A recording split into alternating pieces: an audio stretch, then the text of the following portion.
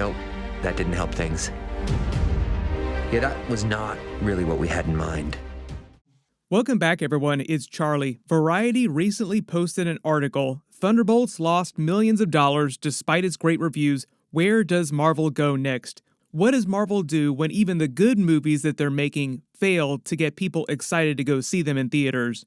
So a lot of people are asking, WTF happened with Thunderbolts? Why didn't Kevin Feige's whole new Avengers trick work? Like, they literally started marketing the movie as the new Avengers because the Avengers are like the most popular thing that Marvel does. Why didn't that succeed in getting people to go see it in theaters? Even the CEO of Disney, Bob Iger, went on and on when the movie came out about how it was supposed to be the first example of Marvel's new quality over quantity approach to the movies. So a lot of the movie people that track this kind of stuff are wondering if Marvel is cooked, and it definitely does not bode well for Avengers Doomsday and Secret Wars. But I think the real reasons why Thunderbolts failed are pretty clear based on the way that everything went down with the movie. What's going on at Marvel right now, and what's going on in the world right now, just in the state of all movies in general. And Marvel is not completely cooked, but there are some huge problems that they do have to fix going forward if Kevin Feige is going to completely turn the ship around permanently and get people just generally excited about whatever it is that they're doing at any given moment. And a big part of the solution to their problems, not too dissimilar from what other longtime successful Marvel person, James Gunn, just did with the DC movies, or is in the middle of doing right now with the Superman movie. Very ironic how things work out like that. So we'll explain everything and what Marvel is actually doing right now behind the scenes to actually try and fix everything. You probably remember hearing about the Avengers Doomsday delay, the Avengers Secret Wars delay. That's a big part of it. One of the reasons why those movies were delayed. But it's a little more complicated than that, so we'll break it all down. If you're brand new to the channel, be sure to subscribe to get all the videos. There's a lot of big stuff coming up, in a good way.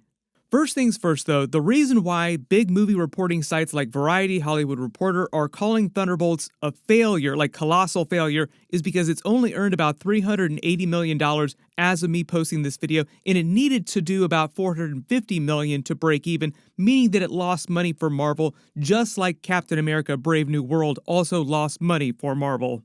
We'll see what happens when you have to protect this place from the others. Currently today, as of me posting this video, Thunderbolts is now Marvel's 5th lowest grossing movie of all time, earning just over the Black Widow movie, like just barely past the Black Widow movie. Only the first Captain America, Incredible Hulk, the Marvel's movie, besides Black Widow, have earned less money. And that's not adjusting for inflation for some of those older Marvel Phase 1 movies. If we did that, the list would shift a little bit. Thunderbolts would go even lower on the list. So basically, Thunderbolts is near the bottom of the barrel in terms of Marvel movie performance. Despite getting amazing reviews from both critics and regular fans alike, generally it seemed like everybody who paid to see this movie liked it, thought it was a solid movie. Why then did it perform so poorly? What does this mean for Marvel going forward if they can't even get people to see the movies they make that are good? What I think is going on is that a lot of the big websites that are reporting on all this, like Variety, Deadline, Hollywood Reporter, are way off on some of their points. Some of you in the comments, I think, are a little bit savvier, especially longtime comic book and comic book movie fans who have been around since the original Blade movie back in the day with Wesley Snipes, the OG X-Men movies. You watched all the different Marvel, DC movies, all the different studios, even before the MCU became a thing with that first Iron Man movie. And you remember what happened with all those other different attempts at different franchises at different studios. So there are a couple major reasons why the Thunderbolts tanked. Tank is a strong word, but you get the idea. First of all, and probably the biggest problem, is that Thunderbolts is way too niche of a property to get casual fans and families who are buying 4 to 5 tickets for all their kids to see something. The more niche something gets, the smaller the audience, and Marvel needs all the casuals on the planet, like everybody in existence, to see a movie in order to do super high numbers like classic Avengers Infinity War Endgame level numbers. You probably remember when they were marketing the Thunderbolts movie before it came out, they did an A24 parody trailer to try and sell the movie as being this big blockbuster version of a super niche, quirky indie movie. Typically, A24 movies cost a fraction to make, like a tenth of the money to make, and also earn under $100 million. Marvel wants to earn over $1 billion, and it costs almost $200 million to make the Thunderbolts movie. I think it was about a $180 million budget, not including the marketing. I think I'm excited for them to see something a little more deep, a little more meaningful that might touch them in a way they haven't felt before in terms of the relatability and accessibility to their own life experiences. Marvel needs the random old grandma and all of her friends who live in a trailer park in the middle of nowhere who usually would never bother to see a Marvel movie. And the brand awareness for Thunderbolts just in general around the world going into the movie, like before all the marketing started, was like zero. It was like a brand new concept for most people around the world. Also compounded by a lot of complications like what is the Thunderbolts movie about? Who is the villain of that movie? Well, technically, grief, depression is the villain. Like, it's just too complicated of an idea for casual audiences and families. Which leads us to our second big reason why the movie did not do well. It's coming at the end of an era of Marvel movies that underperformed with very few exceptions, like Spider-Man No Way Home, Deadpool and Wolverine, Guardians of the Galaxy 3, even Doctor Strange, Multiverse of Madness, and Black Panther Wakanda Forever, two movies that got questionable reviews, still earned a ton of money. So there were several movies after Avengers Endgame that did get great reviews from both critics and fans and also earned a ton of money, but there have been a total of about 13 movies since Avengers Endgame, and only 5 of those you could say earned decent money, and that's a terrible, terrible track record. Over time, what that's led to, a lot of people just kind of tapping out on Marvel just in general. Like, call me when it's really, really good again, but what they mean is, call me after like 4 or 5 movies in a row are bangers. Wake me up when the Avengers all show up, like the real Avengers, not the fake Avengers. So we've kind of gotten to the point where a lot of casual audiences just feel like everything is not serious and they should not care about stuff. So already you can see a lot of problems working against it behind the scenes. What? Marvel will always have the hype there for their most popular characters like Spider-Man, Deadpool, Wolverine, the Avengers characters, but for anyone else less than that, it seems like audiences in general are just not willing to give Marvel the pass, the benefit of the doubt, to see anything they release regardless of which character or which team or what it is that they're selling. And in order to get that level of loyalty back, like that Avengers Endgame level of loyalty, Marvel needs several years of successive bangers all building on top of each other. So what Marvel was missing with a lot of underperforming movies was one of their biggest, most popular characters with casual audiences. And as a lot of you look at it, Marvel Phase 4, Marvel Phase 5, post-Endgame was them thinking they could release anything and that people would come see it because Avengers Endgame made them too overconfident. Like, we can do anything. People will pay to see anything. No, they will not. We all saw how that wound up. Which gets us to one of the reasons why you probably heard the rumors that they're putting the Hulk in Spider-Man Brand New Day. So Spider-Man by himself is one of the most popular characters in the world in terms of overall sales of movies, merchandise, comics, everything. Brand awareness is like peak for Spider-Man, Batman, and Superman around the world.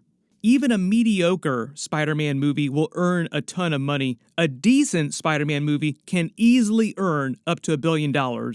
Depending on which other characters you put in that movie, it can push that number way higher, like bringing back Tobey Maguire, Andrew Garfield, the classic Sinister Six characters, like going for that huge nostalgia play. And if you didn't realize, like, you don't follow this kind of stuff, the Hulk character is overwhelmingly one of Marvel's most popular characters with younger audiences. Just in terms of merchandise, toys, TV shows, big movies, kids love the Hulk all over the world. Which is one of the reasons why Marvel has been kicking themselves that they have not been able to release a Hulk solo movie since the Incredible Hulk film. If they'd had all the proper rights to the character, they probably would have released a Hulk solo movie right after Avengers Endgame. You probably also would have seen some other solo movies in the Infinity Saga too. But the Hulk being so popular for Disney and Marvel on a merchandising level, like just a general level, is one of the reasons why Marvel made him so kid-friendly over the run of Avengers movies in the Infinity Saga. So doesn't it make sense now why adults in general keep asking for World Breaker Hulk, like make him a mad Hulk again, but Marvel is thinking, no, we need kids to love the Hulk. We'll earn way more money with a Hulk that parents won't be afraid to take their kids to see, which is why you'll probably never see a rated R Hulk movie. There was a brief teaser during Deadpool and Wolverine, but like the scene that the Hulk was in with Wolverine, like amazing scene. Please do that in the movies at some point. It'd be so great. But here we go with Spider-Man Brand New Day. You put two of your most kid-friendly, big Avengers-level characters in a movie, you're almost guaranteeing you'll earn over $1 billion. You could put almost anybody else you want in Spider-Man Brand New Day, and it would not hurt the box office. Marvel's next solution is finally doing a big Avengers movie again, which they are with Doomsday and Secret Wars. They just delayed them by a couple of years to give them more time to build on the hype, like they're waiting to release them after the next Spider-Man movie. But Marvel's last solution, like their measure of last resort, is arguably the go-to Hollywood move the last 20 to 30 years. This isn't a new concept or a new idea by any means. It is a reboot. When it seems like the steam has run out of your cinematic universe, you release good movies and they still can't get people excited about them, you usually start fresh, and that winds up solving a lot of your problems. James Gunn is literally doing that right now with the new Superman movie at DC, rebooting from the Zack Snyderverse of DCEU movies, that Justice League, to the new one. Kevin Feige and Marvel have already slightly revealed that this is part of their long-term plan with Avengers Secret Wars. There will be some kind of soft Marvel reboot.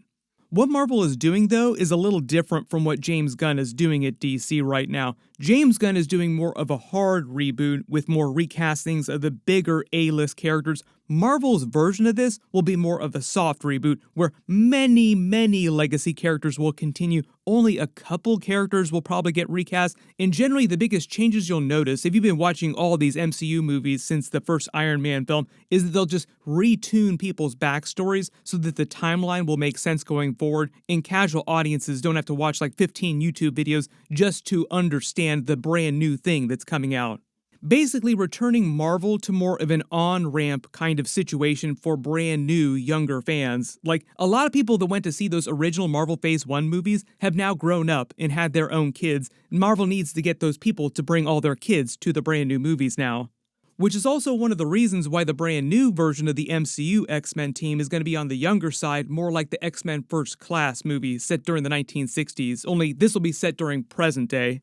Generally just seems like this new era of X-Men is a huge opportunity for Marvel to turn things around. So I will do more videos for the new X-Men movie when we start hearing more details about that.